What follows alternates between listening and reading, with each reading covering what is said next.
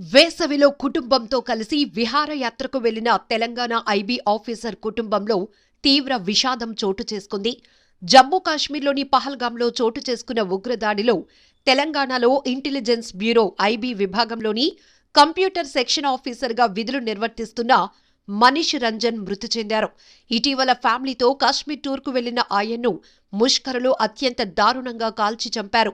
ID చూసి మరి "నువ్వు ఐబీ ఆఫీసరువు కదూ, నిజం చెప్పు" అంటూ పాయింట్ బ్లాంక్లో కాల్చారని తెలుస్తోంది. అయితే చనిపోయిన ఆఫీసర్ ఆధార్ కార్డు చూసి హైదరాబాద్ వాసిగా నిర్ధారించారు. మృతుడు మనీష్ రంజన్ది బీహార్. భార్య, 2 పిల్లలతో ఎల్టీసీపై టూర్కు వెళ్లారు. కాల్పుల శబ్దం వినిపించిన వెంటనే వారిని దూరంగా పరిగెత్తమని మనీష్ కోరినట్టు తెలిసింది. దీంతో కుటుంబ సభ్యులు ప్రాణాలతో బయటపడ్డారు. హైదరాబాద్లోని ఐబీ ఆఫీసులో కంప్యూటర్ సెక్షన్ ఆఫీసర్గా ఆయన పనిచేస్తున్నారు.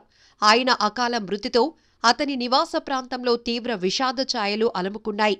మరోవైపు జమ్మూ కాశ్మీర్ పహల్గాంలో ఉగ్రదాడి వల్ల విశాఖలో కూడా విషాదకర సంఘటన చోటు చేసుకుంది. పెహల్గాంలో మిస్ అయిన విశాఖవాసి చంద్రమౌళిని ముష్కరులు అతి దారుణంగా కాల్చి చంపేశారు. రిటైర్డ్ బ్యాంక్ ఉద్యోగి అయిన చంద్రమౌళిని టెర్రరిస్టులు కాల్చి చంపేశారు. సహచర టూరిస్టులు ఈ విషయాన్ని ధృవీకరించారు. చంపొద్దని వేడుకున్నా మోదీకి చెప్పుకోండంటూ విచక్షణారహితంగా కాల్పులు జరిపారు. చంద్రమౌళి మృతదేహాన్ని సహచర టూరిస్టులు గుర్తించారు. ఈ దారుణ ఘటనకు సంబంధించిన సమాచారం అందిన వెంటనే కుటుంబ సభ్యులు పెహల్గాం బయలుదేరి వెళ్లారు.